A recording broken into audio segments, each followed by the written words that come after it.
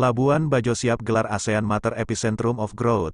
Wagub Joseph Naesoi minta masyarakat jaga citra NTT Kupang. A1channel.com Wakil Gubernur NTT Joseph Naesoi meminta agar semua kalangan masyarakat di Provinsi Nusa Tenggara Timur bisa menjaga citra Provinsi Nusa Tenggara Timur, di mana Kabupaten Manggarai Barat, Kota Labuan Bajo telah dipercaya dan siap menyambut kedatangan 11 delegasi negara ASEAN. Simak pernyataan Wakil Gubernur NTT Joseph Naesoi.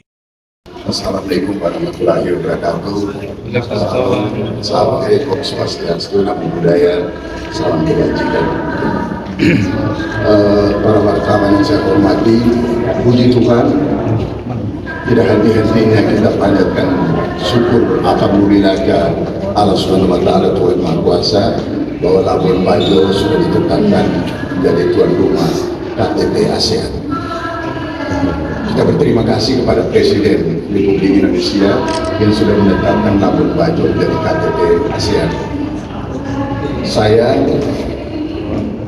2 hari yang lalu diundang ke Jakarta dan mengikuti rapat terbatas kabinet, di mana rapat itu dipimpin langsung oleh Presiden dan Wakil Presiden, yang diikuti oleh Menteri Luar Negeri, Menteri Keuangan, Menteri Kesehatan, Panglima ABRI, Kapolri, BIN, Menteri Perhubungan, Menteri PU, Menteri Luar Negeri tentu saja, Menko Polhukam, dan Menko Ekonomi dan Wakil Gubernur Nusa Tenggara Timur. Di situ kita Presiden menjelaskan mengenai KTT, dan kemudian kita menjadi tuan rumah, dan tugas tuan rumah itu adalah sebagai pendukung utama dalam arti bahwa kita tidak membicarakan masalah substansi daripada pertemuan, tetapi kita mendukung supaya substansi pertemuan bisa berjalan lancar dan kegiatan KTT itu bisa berjalan lancar. Jadi pendukung utama. Yang pertama, pendukung utama adalah kita menghimbau semua warga Nusa Tenggara Timur supaya bisa dengan antusias menerima tamu kita dari seluruh ASEAN. Karena ini pertama kali Nusa Tenggara Timur dipercayakan sebagai konferensi tingkat tinggi. Biasanya itu di Jakarta atau di Bali, tapi sekarang sudah ada satu tempat baru, yaitu di Nusa Tenggara Timur. Oleh sebab itu, seluruh masyarakat Nusa Tenggara Timur kita menghimbau supaya kita bisa menerima para tamu kita dengan antusias. Yang kedua adalah sebagai tuan rumah yang baik, tentu saja di Labuan Bajo ada beberapa daerah yang kita akan bagi. Semua wisata boleh masuk, boleh datang ke Labuan Bajo, tetapi ada yang namanya restricted area dan ada prohibited area. Ada yang daerahnya sangat terbatas dan daerah terbatas dan daerah bebas. Itu di mana-mana di seluruh dunia biasanya selalu diadakan kalau misalnya ada konferensi tingkat tinggi. Kemudian tugas kita yang lain adalah kita menyiapkan tarian untuk menyambut tamu-tamu ke negara. Kita tahu bahwa 11 negara yang datang, dan kemudian kita akan menerima dengan 3 tarian. Saya notek dulu. Itu tarian yang pertama itu adalah tari Tiba Mekar. Saya kira nanti Pak Marius yang jelaskan, tetapi itu namanya selamat datang. Saya kemarin jelaskan ke Presiden, Tiba Mekar itu artinya selamat datang kepada tamu, dan tidak hanya manusia NTT yang menerima, tapi seluruh alam dan seluruh jagat raya di Nusa Tenggara Timur itu menerima tamu kita. Itu filosofis dari Tiba Mekar. Kemudian ada tarian Rangkuk Alu, tarian pakai alu. Itu saya juga tidak terlalu tahu filosofisnya. Dan yang ketiga caci, saya kira semua sudah tahu. Itu yang pertama. Jadi semua 11 negara akan datang. Begitu tiba, kita akan terima dengan 30 tarian. Yang kedua adalah semua kepala negara akan diberikan baju tenun Nusa Tenggara Timur. Tentu saja yang pertama adalah baju dari Nusa Tenggara Timur yang disiapkan oleh Ketua Dekra Nasdaq, Ibu Yuli Sutrisno Lesko, dan yang menyiapkan. Semua mereka pakai baju NTT. Nah, dan yang ketiga, kita menyiapkan cenderamata untuk para delegasi. Cenderamata yang pertama tentu saja berupa souvenir, komodo, foto-foto dan sebagainya. Tapi tidak kalah pentingnya, kita akan berikan souvenir, yaitu sepeda bambu made in Nusa Tenggara Timur. Itu akan diberikan kepada para tamu kita. Tentu saja Bapak Ibu, masyarakat harus tahu mengapa pentingnya KTT ASEAN ini, dan kita menerima mereka sampai begitu luar biasa. Tema dari ASEAN, KTT ASEAN ini sekarang ini, karena kita tuan rumah ASEAN dan kita menjadi ketua ASEAN, sudah memilih temanya adalah Epicentrum Growth Economy. Apa artinya itu? Artinya kita mau membuat ASEAN ini sebagai satu negara resiliensi dari suatu negara, suatu kelompok negara, untuk menerima tantangan-tantangan yang akan datang seperti sebelum keadaan yang terjadi sekarang. Seperti kita ketahui, tantangan kita dengan COVID, resesi ekonomi, maka secara psikologis emosional kita harus menyiapkan diri dengan menggunakan kata resiliensi. Ya, saya kira teman-teman tahu resiliensi ini dipelopori oleh seorang ahli ekonomi dari Inggris, ya, tahun 1980. Nah, oleh sebab itu, bagaimana kita memperkuat sistem ekonomi di Indonesia dan di ASEAN untuk diperkenalkan ke seluruh dunia bahwa ASEAN ini menjadi suatu pusat ekonomi yang luar biasa. Oleh sebab itu kita harus menerima tamu-tamu kita, karena pasti akan mendapatkan dampak yang luar biasa. Yang datangnya nanti itu rombongan dari seluruh ASEAN itu, selain kepala negaranya, kurang lebih 550 orang delegasinya. Itu baik yang untuk show maupun untuk bisnis maupun untuk kegiatan-kegiatan lain, ke pariwisata dan sebagainya. Belum termasuk mereka-mereka yang dari lokal.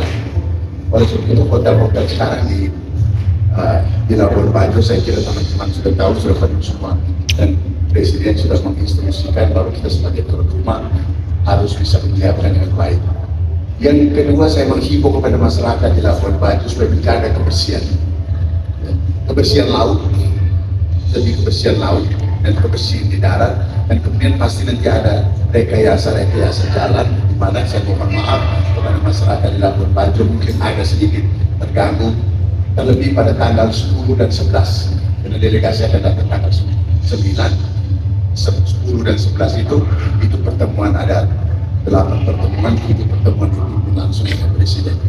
Saya kira itu aja teman-teman sekalian. Kalau ada yang mau tanya silakan. Ya.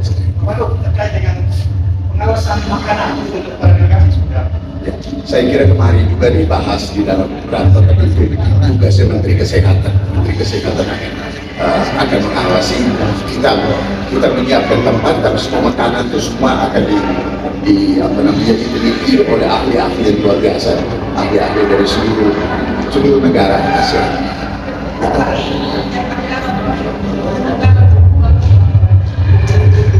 Ini kan kegiatan dari pusat. Tidak mungkin saya bisa menjawab anggaran berapa.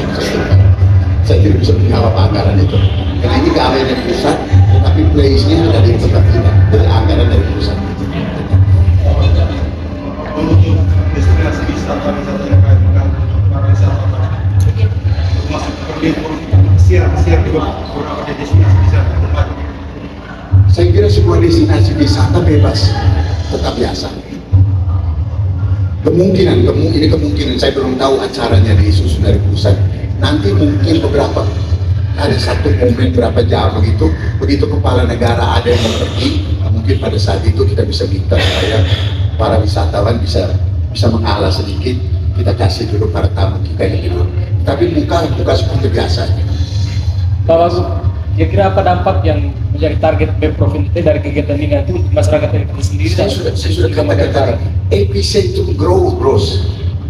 Pertumbuhan ekonomi itu pasti akan tinggi, dan pertumbuhan ekonomi itu pasti akan ada triangle antara Thailand, Malaysia, Indonesia.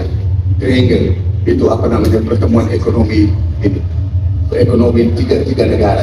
Tetapi yang paling penting ASEAN ini, Indonesia pada tuan rumah ini menempatkan posisinya dengan tema adalah epicentrum growth ekonomi, dengan judulnya itu resiliensi artinya kita berusaha supaya negara-negara ASEAN itu bisa bertumbuh secara cepat seperti sedia kala sebelum COVID dan sebagainya. Ini perekonomian sangat luar biasa. KTT ini kan sangat luar biasa pertemuan. Dulu rencananya Presiden G20 sebenarnya di Labuan Bajo, tapi karena persiapannya belum mencukupi, maka kita lakukan KTT ASEAN. Ya.